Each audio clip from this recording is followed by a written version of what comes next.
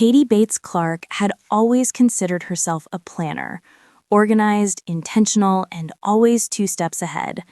But on this particular crisp Tennessee morning, she felt strangely unsettled.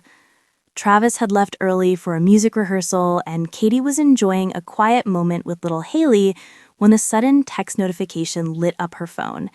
It was from her doctor. "Call me when you can, it's important."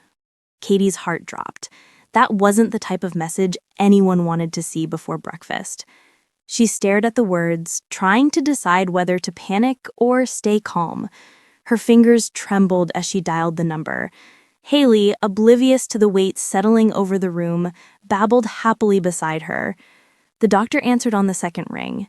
"Katie, everything is okay for now," she said gently, "but I need to discuss something with you. It's about your test results." Katie's breath caught. She felt the familiar tightening in her chest, the same anxiety she'd battled since her early postpartum days. "You're showing signs of severe vitamin deficiency and elevated stress markers," the doctor explained. "You need to slow down. Your body is telling you it's under strain." Then came the warning. If you ignore these signs, it could lead to more serious complications. Katie sank into a chair, her eyes stinging. She had been pushing herself between vlogging, traveling, ministry, motherhood, and trying to plan for another baby someday. She hadn't taken time to rest. Not truly, not deeply. She thanked the doctor and ended the call, just as Haley lifted her little arms to be held. Katie gathered her daughter close, breathing in her soft baby scent. Was she really that overwhelmed and worn down? By the time Travis returned home later that afternoon, Katie was curled up on the couch, staring out the window. He immediately knew something was wrong. "Katie, what happened?" he asked, kneeling in front of her. She explained everything: the warning, the stress, the fear of letting anyone down. Travis took her hands gently. "You're not failing anyone," he said firmly. "You've been trying to carry everything by yourself. You don't have to." His eyes softened with a mix of concern and love. "We need you healthy, Katie. Haley needs you. I need you." Tears spilled down her cheeks as she leaned into him. She'd forgotten what it felt like to not be strong all the time. Later that evening, they drove to see Gil and Kelly Jo.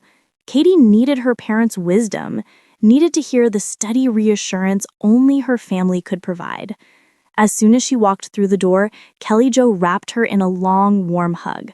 "Oh, sweetheart, you should have told us you were feeling this way," she said, brushing Katie's hair from her face. "There's no shame in slowing down. Sometimes God gives warnings to protect us, not to scare us." Gil placed a supportive hand on Katie's back. "You're doing a wonderful job as a mom and wife. But even the strongest branches break if they bend too far without rest." They spent the evening talking, laughing softly, and planning how Katie could lighten her load. Travis agreed to take over more household tasks. Kelly Jo volunteered for weekly Haley cuddling sessions, something she was all too eager to do. Even some of the sisters offered to help with filming and editing content. For the first time in months, Katie felt a little lighter. That night, as she tucked Haley into bed, she whispered, "Mommy's going to slow down now, okay? I promise." She climbed into bed beside Travis, her heart steadier, her mind clearer. The warning she'd received that morning had scared her, but it also woke her up. It reminded her that life wasn't a race, that her worth wasn't measured by how much she accomplished in a day, and that she didn't have to face every burden alone.